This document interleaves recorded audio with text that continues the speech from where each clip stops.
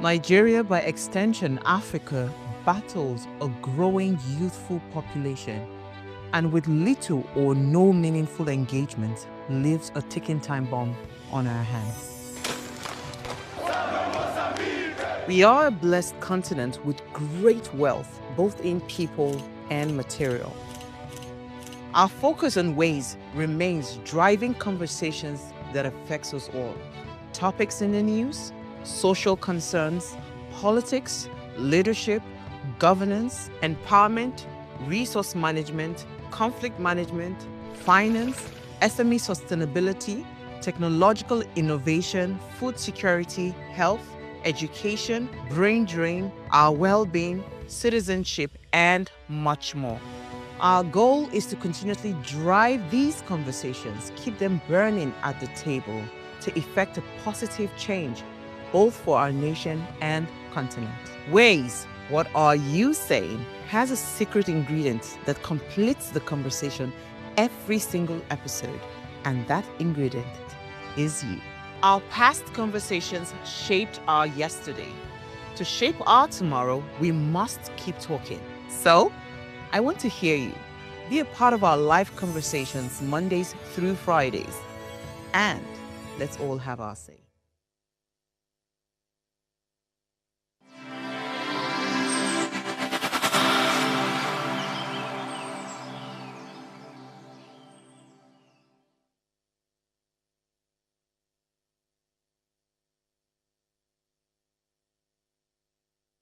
When Nigerians think about governance, attention often turns to the president, governors, or National Assembly. But quietly and critically, the 36 state houses of assembly play a powerful role in shaping how laws affect citizens at the grassroots.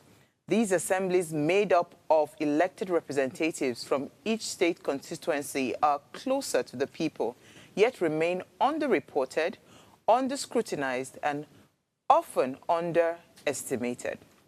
It's another beautiful week on your favorite show, a beautiful new episode on Ways Primetime. Yes, my name remains Basayome Sali, and today we are discussing why state houses of assembly matter more than you think. And we have with us our guest from Enough is Enough, Ufoma Nnamdi Ude. She is a Senior Programs Associate at EIE, and she'll be joining me much later. Now, remember, Ways is all about you. You are the why in Ways, so be a part of the conversation. Add your voice to the discussion every single day. You can also head onto our YouTube channel. It's at Official Upgrade TV. Subscribe, like, share, invite families and friends to also join the live shows right now. When I open the phone lines, I'd really love to hear your thoughts on this topic. However, let me allow you to ponder on my quote for today, as always. Now, it says, the performance of a parliament defines the strength of democracy. A weak state assembly is a threat to development and participatory governance. And this was from Adamu Umaru Fintiri. It's okay. We'll delve into the conversation around the state houses of assembly. But first, let me run off on a break. When I come back, I want to let you in on my news interest for the day.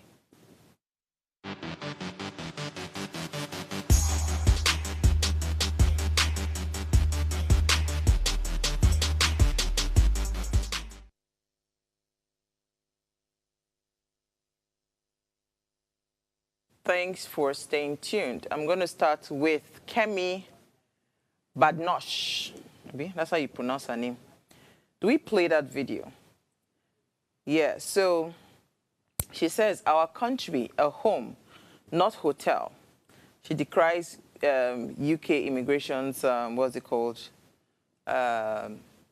Immigration's crisis. It says the leader of the UK Conservative Party, Kemi Badnosh, has called on Prime Minister Keir Starmer, Labour government, to adopt the Conservatives' proposed deportation bill as a measure to reduce immigration.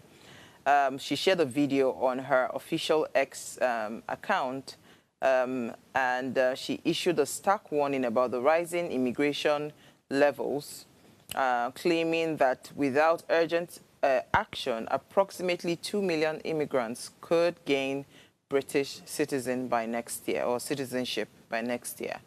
From next year, 2 million immigrants could automatically claim British citizenship, and that's nearly twice the population of Birmingham. It says, we've introduced a deportation bill because we are committed to bringing immigration down. The proposed legislation published on Tuesday outlines the stringent measures intended to overhaul the UK immigration system. She explained that the bill includes provision of the deportation of all foreign criminals, mandatory age checks, tougher visa rules, disabled the Human Rights Act to immigration cases, make asylum support repayable and not permanent, rights to also stay in the UK if you rely on the benefits. She was emphasizing the urgency of the matter, and she said, until that's the law, we won't fix it. Labour should adopt it, and it's time to get tough. That's what the Conservatives' deportation bill deserves. Our country is a home and not a hotel. Do you want to listen to this video? Could automatically claim British citizenship. 2 million people. That's nearly twice the population of Birmingham. That's massive. We've introduced a deportation bill because we're committed to bringing immigration down. Back in February, we demanded Labour triple the time for new immigrants to get a British passport. They voted it down. And now they've brought in some half-assed version that's not going to work. Here's what will work. Deport all foreign criminals. Mandatory age checks. No more pretending to be kids. Tougher visa rules and salary thresholds. Disapply the Human Rights Act to immigration cases. No more abusing human rights laws to dodge deportations. Make asylum support repayable. And no permanent right to stay in the UK if you've relied on benefits. Until that's law, we won't fix this. Labour should adopt it now. It's time to get tough. That's what the Conservatives' deportation bill delivers. And we're going to go further. Our country is a home, not a hotel. And if we don't defend it, no one else will. Absolutely. No one will defend it. I'll leave it there. So Dangote Refinery offers 10 naira refund to on petrol to customers.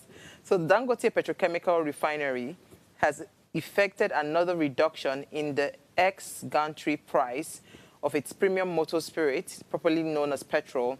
It announced that it is now 835 naira per litre. Sources confirmed on Monday that the refinery had reduced the price to 825 per litre for its customers through a rebate of 10 naira after successful loading of the product at the refinery. The sources said marketers are still paying 835 per litre for products, but receive a 10 naira refund after loading and evacuating them from the refinery. This man is just a great businessman. I don't know how he's going to do it, but please, let's be careful. The government has to also intentionally find a way to make our refineries work. Because if our refineries work, we'll definitely, you know, have a more fair balance, right? So that one person does not come tomorrow and now hold all of us to ransom. I am not desperate to return as Rivers State Governor. So I watched that video of Governor Simlai Fubara. He warned that the solemn occasion should not be misinterpreted, especially in the light of some... Oh, sorry. Let me start from where he started. He stated that he is not desperate to return to the office, revealing that his spirit left the government house long time ago. Fubara, however, acknowledged the immense support that he has received from many people and emphasized the importance of standing by those who made sacrifices for him. He made the remarks on Sunday during a night of tribute organized by Rivers Elders and Leaders Forum in honor of the late elder statesman, Chief Edwin Kiagbodo Clark. The event took place at the Royal House of Grace Church in Port Harcourt, the state capital. Fubara warned that the solemn occasion should not be misinterpreted, especially in light of some politically charged comments made by earlier speakers and clergy. He says this marked his first public speech since Bola Ahmed Tinubu suspended him from office and declared a state of emergency in the state on the 18th of March. If I had my way, I wouldn't want a return, Fubara said, but many people, including the late Chief Clerk, have made sacrifices for me. That's why I must stand by them. So he was reacting to the comment made by some speakers. Fubara expressed concern that the event might be misinterpreted as a political rally targeting his predecessor, Nyesom Wike, and the president, Bola Ahmed Tinubu. He urged speakers to exercise restraint. He says, this is my first time speaking publicly since the event of March 18. He said, I have attended several gatherings, but I have been careful with my words. When the mood of an event doesn't align with my beliefs, I feel uncomfortable because many of you don't truly understand the situation. He continued to saying that it's not about shouting, Oshobe, Oshobe. At this point, that doesn't solve anything. So he said, I had to be here because Pa Clark was special to me. My presence today is most significant contribution I can make to honor him, Yeah, this is interesting. So I watched the video. That video made me smile. Abba said that if he had his way, that you not see the way he's looking fresh. That if he's had his way, he will not go back. But so what was the conversation around him meeting, what's it called, Wike, meeting the president, you know? I mean, there were news around that, or there was news around that last week, so I don't know. Yeah, same life, Fubara. Let's not just see tomorrow that you have decamped to APC, because that's what a lot of people are beginning to suspect that might happen. I don't know. We'll take a break. When we come back, let's discuss our houses of assembly. Stay with us.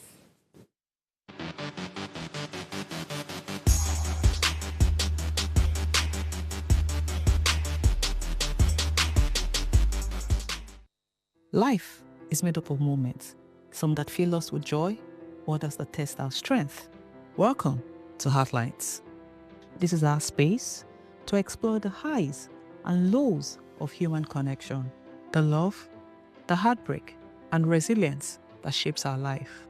From relationships to friendships, parenting to partnerships, and so much more.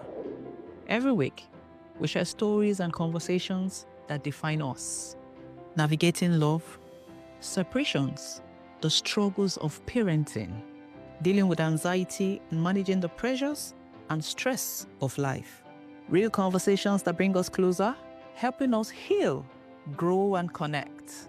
So join me Mondays through Fridays at 10 p.m. for Heartlines, the show where we'll connect hearts, have real conversations with real people, one story at a time.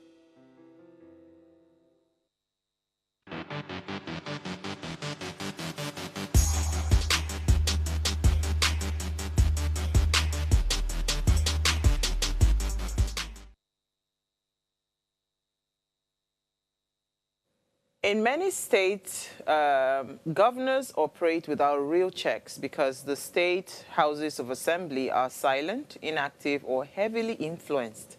This weakens democracy and affects how resources are allocated and used.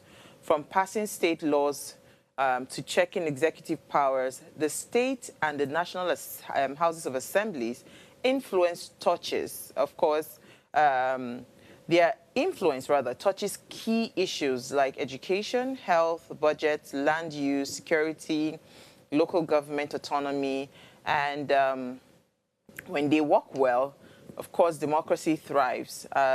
When they don't, there's also development that suffers. So joining me to shed light is Ufoma Namdi Ude. She's a Senior Programs Associate, EIE, Nigeria. Thank you so much for joining me, and she's joined me via Zoom. Hello, Ufoma. Sir, good evening. How are you doing? I'm good, oh. So this conversation around local governments, our state houses of assembly is something that, a lot of us, as Nigerians, have been very, very guilty of it. So that's why I'm saying a lot of us. I didn't say a lot of them. I've been very guilty of not paying attention to what is going on in those areas because, again, we also were carried away by, or I was carried away by what was going on within the state executive levels, right, both at state and federal level, like every other, or like a majority of Nigerians that do same. So why does this matter, right? Why does it matter that the state houses of assembly, why do they matter? And why do we need to intentionally, bring this conversation at the front burner? Okay, thank you very much for having me again. I was going to say that you said local government because that's where your heart is. Anyways, I think that one of the reasons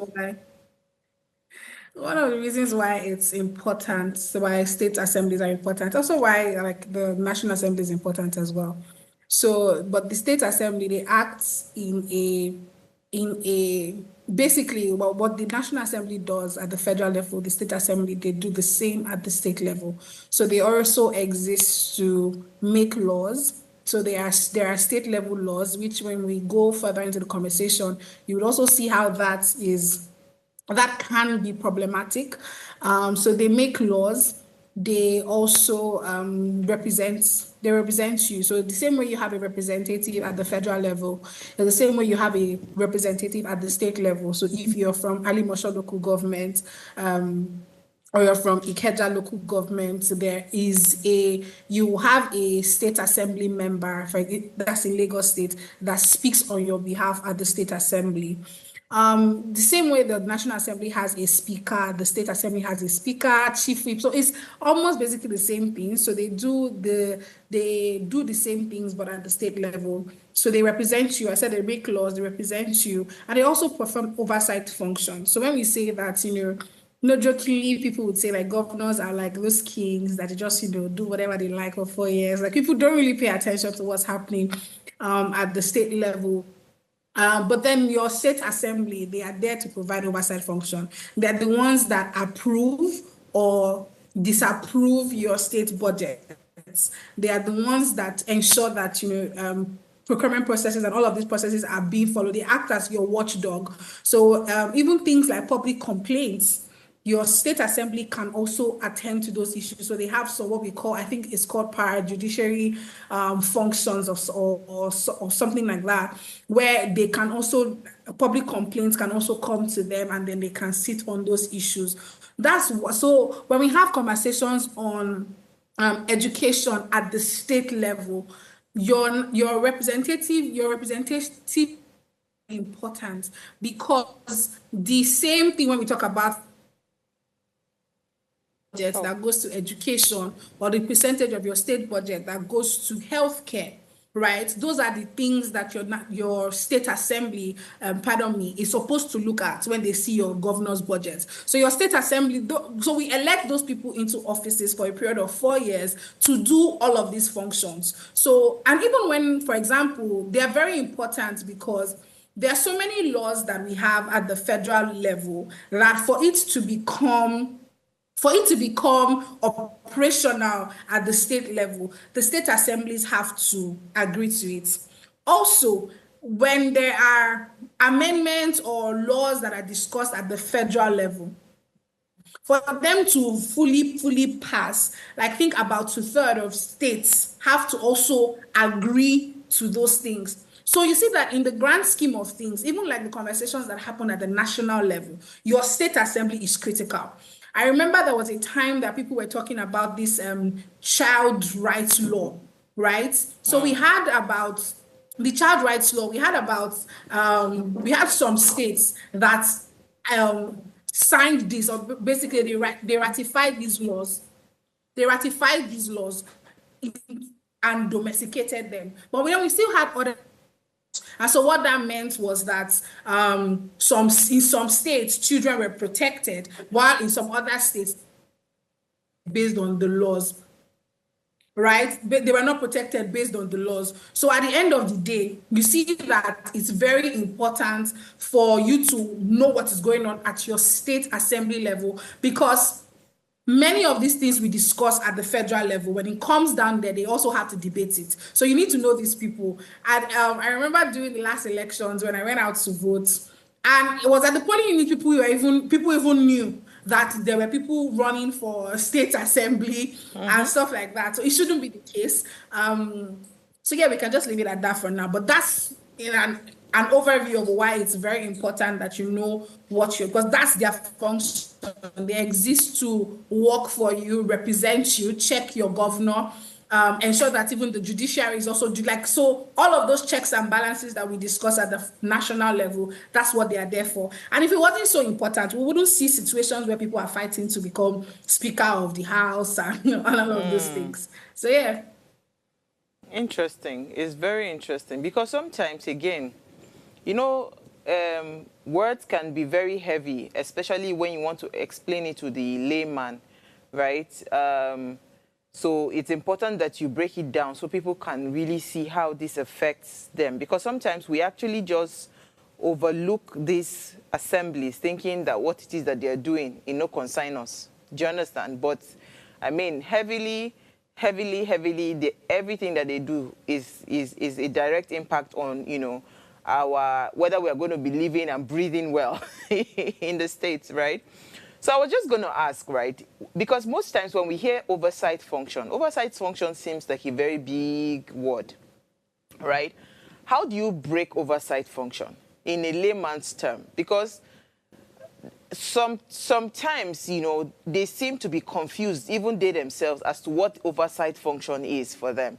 So maybe you should help me break down what an oversight function would be, so we have a clear understanding if they are actually clear on their JD.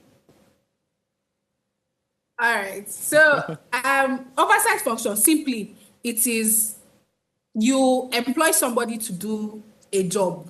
So you've employed your governor to come and, ensure that he protects the lives and properties of citizens in his state, to ensure that everywhere is safe, ease of doing business and things like that. Your state assembly, now, when you say they provide oversight function, it means that they act on your behalf to ensure that the governor is doing what he ought to do. They act on your behalf to ensure that the judiciary as well is doing what they ought to do. So they also are the ones that approve or disapprove who will be your commissioner. When the governor comes and says, oh, these are the list of the people, this is a list of the people that I want to be on my cabinet, this is the list of the commissioners, and stuff like that, because at the federal level we have ministers, so at the state level they are referred to as commissioners who have portfolios. So you have your commissioner of education, for example. Your commissioner of education is appointed by the governor, but his position is approved by the assembly, by the assembly, right? So when he's approved, so if I'm going to approve your appointment, definitely you're also accountable to me. So where there are challenges or where there are issues, so if I will always reference Alimosho because that's the local government where I grew up, and I say, oh, in Alimosho, and I say this is what's happening in Alimosho local government, and I reach out to my state assembly member who is representing me. Is divided into two, so we have Alimosho 1 and Alimosho 2. So if I reach out to the person that is representing me there, he can call the commissioner to come and sit before a committee, basically, to explain what he's doing and why some people are not expressing the dividend of his office or of his portfolio and things like that. Those are the oversight functions. So when a governor is not moving in the right way that he's supposed to move, right? Your state assembly is supposed to be there to say, hey, Mr. Governor, you shouldn't do this. This is not within your constitutional purview, or this is what you are supposed to do according to the Constitution. No, Mr. Governor, nobody approved X amount of money for you to do this. When the governor is overspending or underspending, when he's unable to, when the accounts are being audited and there are questions that need to be asked, your assembly member is supposed to, your state assembly rather, is supposed to call the governor or the executive into questioning and find out what exactly the challenges are. They are also, and I think because the core function of the legislature is representation rather, and so they are there on your behalf. The same way you say citizens are supposed to hold government accountable, the state assembly is supposed to hold other arms of government accountable well, right? Yeah. So, sorry, Ufoma, to cut you short. The reason I asked this question is because several times you will hear that a senator is building borehole. A senator is doing... so I'm wondering, right? Are they really supposed to, you understand, your assembly members or the people at the federal level, you know, senator or House of Rep members, are they actually supposed to have budgetary allocations to them, or they are supposed to just oversee different ministries, you understand? So they set up different committees and oversee what the ministers is doing at the national level and oversee what the commissioners are doing at the state level. Because every time you hear that, oh, I'm going to go and build road for my constituents, I'm going to go and build borehole, I'm wondering, because they are confusing me. So that's why, if you noticed, in Lagos State, one of the things that you see that has been happening of recent, I think in the last few years, you see that they no longer say done by, it's now facilitated by, right? Because essentially, that's what you are expected to do. You are supposed to fight for the development of that area, right? So you fight so that budget can be allocated to that area. Okay, go ahead. Yes, so for at the federal level, and I think that also applies at the state level, is that you can so you have a constituency allocation, right? Whereby you can, say, okay, my constituency, they need this, they need this, they need this, and everything. But you don't necessarily do this. There's an MDA or an office at the state level, like there's a commissioner, like we said, like you mentioned, that is in charge of doing these things. And so your role there is to ensure that it's done, that the right processes are followed, and your constituents see the dividend of you being in office on their behalf. But at the end of the day, these things can only be possible whereby there is some form of engagement with your constituency, with members of your constituency. Because what we see is that, for example, if in my local government or in my local government or where I reside, what we need is school. And we have boreholes, we have good water, but what we need is school. And my state House of Assembly member goes and does borehole again. Like, so because there is that form of engagement, you don't really see it, right? And I think this goes to one thing I was going to touch on in terms of the accessibility of citizens to their state members. I know that we say things like, people are not usually concerned about this. They don't really know about it. But it's also the responsibility of, government officials to make themselves accessible, right? INEC or states, INEC, they have their own responsibility in all of this, because in terms of amplifying elections, letting people know who they are voting for, and letting people know who they are voting for at what level. But then there's also the place of these elected officials to make themselves accessible. I know Lagos State has a functioning website. At least it's updated. That's the last point I checked. Some other states as well. But then when you start looking at different states, you see that the best that they have is information about their governor on the official website. When you start to look at, okay, so who is my legislator? Or who are people that are in the legislature at the state level? You don't see that information. Or some states will give you a list, and then there's no face to it. You don't know the person's name.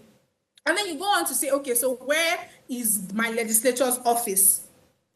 Is he always just sitting down at the State House? Does he have a constituency office as well? But that's easier for members of his constituency. Imagine if I'm from Ikorodu. Will I be traveling all the way to Ikeja to come and see my or if I'm in Ibejuleki, to come and see my legislature?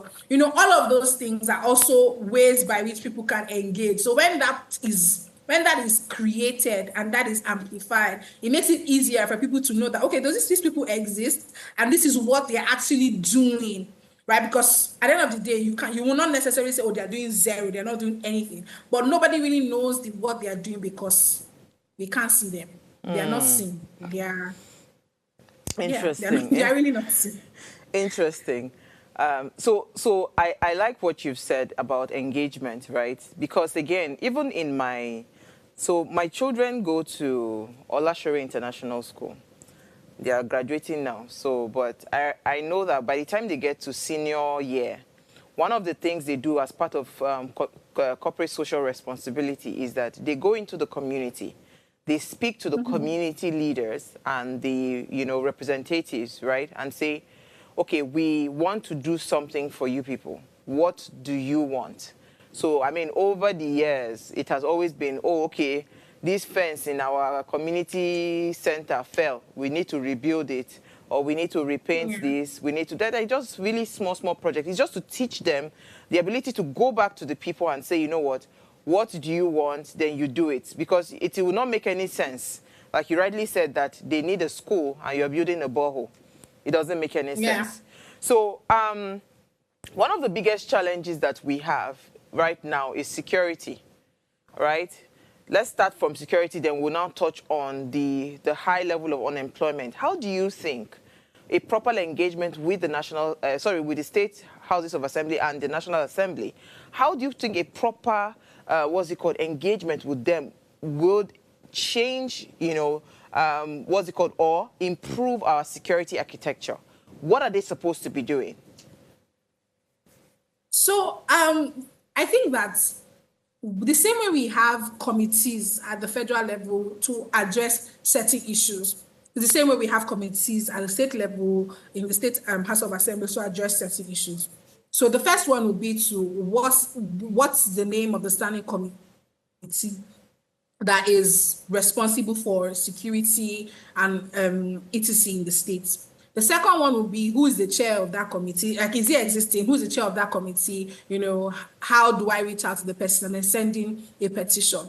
When you send that petition to the person and then you follow up and stuff like that, what is expected of the State House of Assembly is to call all the relevant parties together, right? It's similar to something like we had during the NSAS judicial panel, right? That happened in different states. So imagine if you have all of these, you have the police, in the room as well. So you're asking them questions. They also need to speak to the governor, like, what's your plan for this? This is what is happening. What are you guys doing about it? Who is the commissioner of police? What is going on? What is the plan?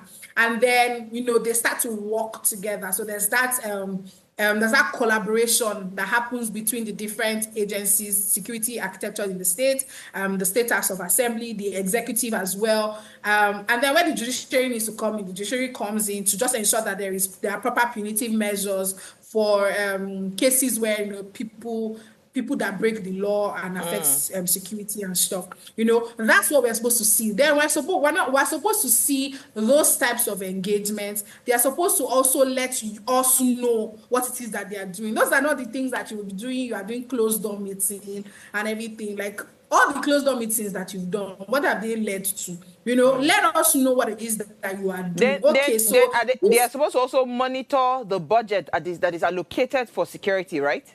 Yes, so there's also that. So that's also part of the things that they will discuss when they call Mr. Governor to say, you can't say that you want to spend X amount of money and this is what is happening. And that's the place of data. That's where the place of data comes in. So these are the number of cases, because I think one thing that is very rampant, especially recently, is this cases of missing people. I don't know if you see them a lot on your social media timeline. Feed, yeah. But every day it's like fresh 50 people. It's like, what is really going on?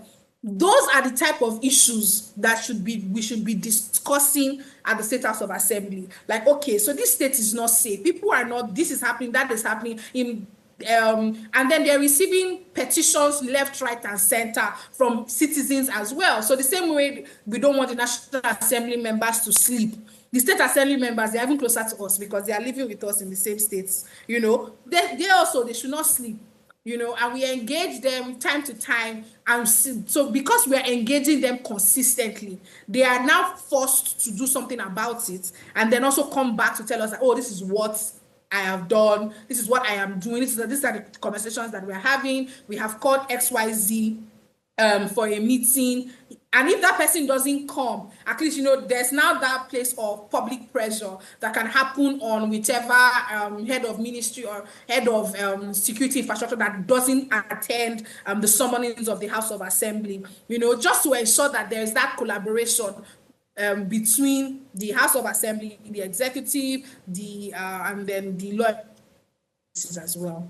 Okay. So I think that should be like what we should expect. We should see that, I don't know, it should be alive. You know, I think State House of Assembly should be vibrant. It should be alive. Like when issues are going on within the state, you and should all be able those deliberations. But usually all those deliberations, I know that most of the state houses of assembly, they televise those deliberations. Maybe it is just us that we're not conscious of it and paying attention to it. But you know what? Let's go on a short break, right? When we come back from that break, we'll shed more light on this conversation. Stay with us.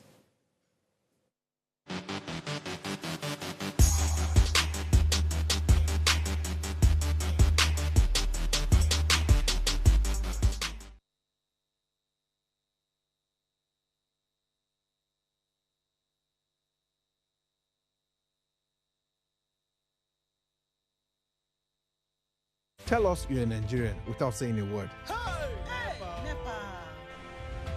Energy security is one of the most pressing issues for many developing countries like Nigeria. And if there's going to be any meaningful progress, addressing our energy issues is non-negotiable. I need to see light for my house.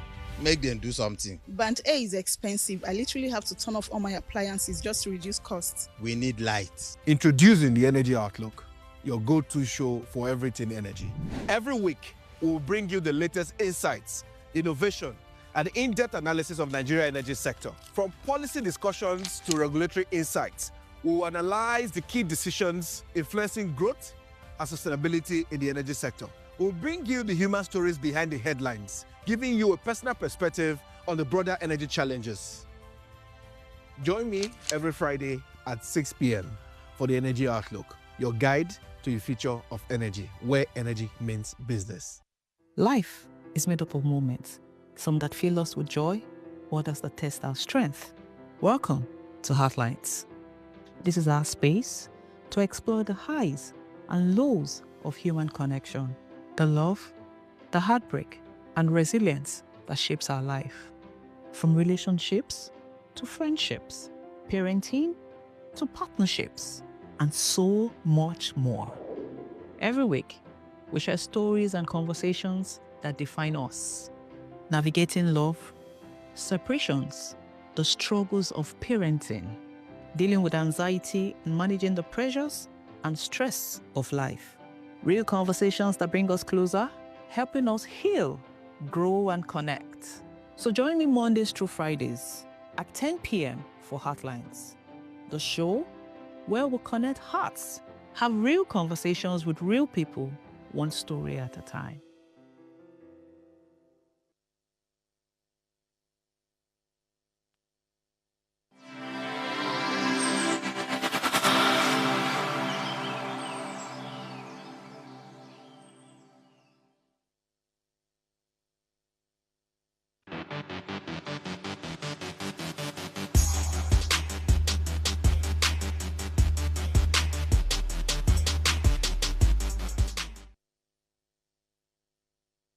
Or staying tuned. Now, if you just tuned in, we are discussing why state houses of assembly matter more than you think.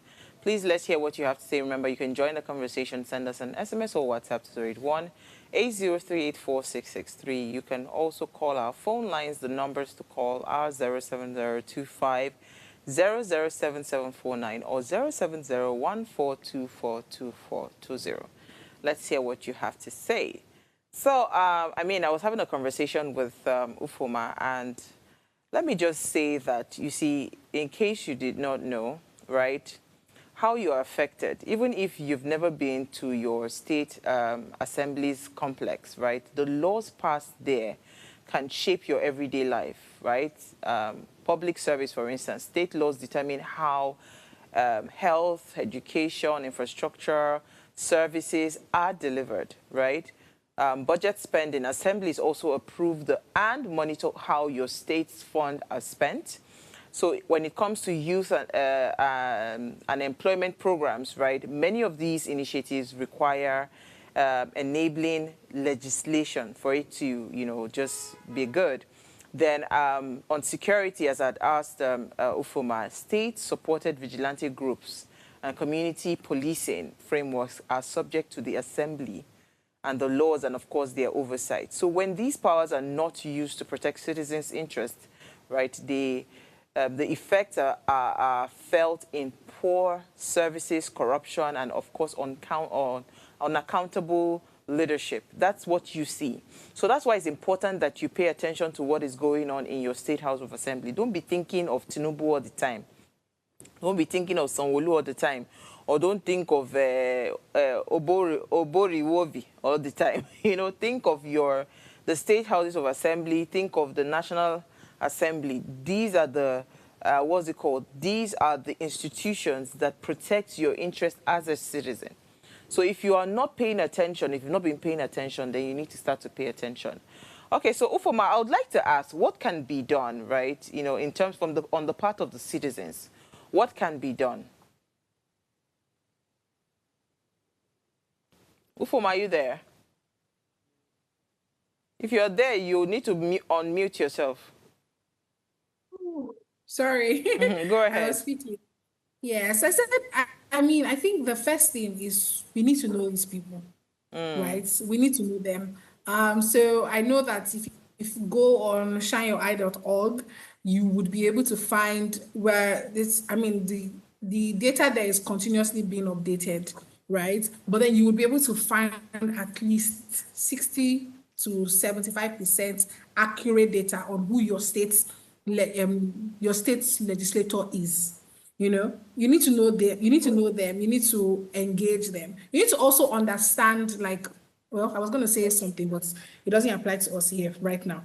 You need to track their legislative record. Okay, so sorry, you know, Ufoma, before we go on tracking the legislative record, right? When you say engage with your representatives, now, do we have a platform that the representatives are also seeing it? And you are going there to go and engage them. So it's almost like, okay, this is the platform where you, as a representative, you're able to see what is being reported about your what's it called, your constituency. And I, as the, what's it called, the complainant, I'm able to drop my complaint and the representative sees it and is able to take action. Because if I go to shineyoureye.org, for instance, if I'm just only picking the phone number, who then monitors that this person is responding to me? So I think that is. Oh, sugar. Ufoma, are you there?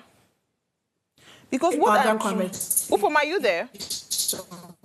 Oh, sugar. We're having network challenges. I was just going to say that because, you see, it's not enough. The reason you see a lot of our lawmakers or presidents or governors or whatever responding, EFCC, responding on social media, is because on social media, they know that when somebody posts something and it goes viral or people see it, they know that people are watching to see that they are going to respond, you understand, or are watching for their actions or reactions or whatever it is you want to call it. But if I just go to a platform and I pick up the number of my representative and I engage that representative maybe on private chat, on WhatsApp or whatever, and the representative does not respond to me, how do we then monitor whether the people are even responsive? Ufoma, are you back? Yes, I'm back. Can you hear me now? Yes, I can hear you clearly now. So I think that's one of the ways by which we encourage people to use this Shine Your Eye platform. It's also something that we did when the whole River State of emergency was happening. We usually have, share oh wow, today is today. We want to bind and cast every network problem. Because I really want to know how we're able to engage them. So it's so I'm hoping I'll be able to get Ufoma back, right? But she was going to touch on something. She says, you know, we need to track their legislative record. So, for instance, what is your representative doing? What are the kind of bills, you understand, that they have sponsored? You know, what kind of motions they've moved in the House? It's not just enough for you to say, okay, we have a representative and all of that. How many things have you done in that House that represents my interests? Do you understand? And that is what we mean by tracking their legislative record. Have you passed a bill that protects me? You know, all of those things. Have you sponsored a bill? Have you, moved a motion that impacts me? You know, so we need to be clear so that even inside that house, we're able to identify the ones that are just there to occupy space. So when it's the next election, we say, come, Oga, you didn't do much. You understand? You have of no use to us. Because, you see, those state houses of assembly and the national houses of assembly, they have the tendency to be there forever. Like, literally, some people can be there for 30 years, 40 years, unprovoked. They will just be there. But if they are effective, it's not a problem. But if they are just there occupying space and nothing is being done, or they are not having any impact, you understand, then of what use are they to be in that place? Ufoma, are you back? Yes, I'm back. Okay, all right. Oh yeah, quickly, you were trying to say that what you did in River State. So yeah, so basically we gave people format messages, told them to engage their representative, and then we asked them, people shared it. Oh, I reached out to my representative, this is the message. So there were people that sent messages, received feedback. There were people that called and the representative was like, oh, my hands are tied. There were people that called and said, there's nothing we can do, we've already voted, all of those things. So there was live engagement. So, and it's something like that we do as well. If we send a letter to an organization or to a government agency, we post it online and tag them. So citizens are also aware that, oh, EIE Nigeria sent a letter to X agency to find out about XYZ, and it has been acknowledged. So we post the acknowledgement copy. Do you see? So you will not say, no, you did not get it, you did not receive it. No. If you check, it's in your archives, and then we follow up. In the place of tracking to ensure like they are effective and they actually engage, yes, doing what they do, and they engage. I think that's the next step we need to go to in our own legislative processes. That's a bit whether state or federal. Because how do I even know that my legislator came to work? How do I know? Is it they're still signing paper? Do you see when they were voting? They were signing. No. The world has advanced. That's why CSOs are clamoring for openness. You know, open state assembly. Let everything be open and transparent. Let your records be public. Publish this thing. You know, you put out other papers. So I'm sure that some state house of assemblies, they also share like their other papers on specific groups, which I think that those groups should be open and should be made known to the public. Let people know that groups like that exist. That's one thing this current 10th House of Assembly that they are doing at the national level that I think we can give them kudos for. Every day there's a platform where anybody can join the platform, and you will just be receiving like the other paper, what they're discussing, who said this, who sponsored that, and stuff like that. That's how you can track. Next step should have these things on your websites. You know, let us know how many legislative days are in a month. Who came, what is the person talking about, what bill is the person sponsoring, what motion is the person moving, which committee, what's happening in the committee at this point in time. All of those things should be live. That's what I meant when I said like the House of Assembly should be alive. It should be breathing. It should be active. We should be able to go on their platforms to see that, oh, this is what is going on. This is the stage where this bill is. So that's what we mean by tracking. It's beyond, honestly, right? Your state House of Assembly member is beyond facilitating roads for you. You know, that's good. You know, but when we talk about laws, I like the one I referenced, the child right laws. Those things are those are the critical issues, because tomorrow when there's an issue, everybody runs. You know the way law is in Nigeria. When there's an issue, everybody runs back to the fine print of the law. Yeah. So your state House of Assembly member should also not be somebody that did not go to school, somebody that doesn't understand all of these things. No, you need to have somebody that's able to represent you properly. Absolutely. You know, somebody that understands why they are there. You need to push for engagement. You know, when we talk about debates, that's one thing that I know EIE does and tries to do well, is to also, when we don't just do debates at the state level, in terms of executive level and national level, we also do something we call legislative dialogues, you know, where people that are running for legislative offices, they can also interact with people. Let us know what is your agenda for going to the legislature. You also need to have a plan.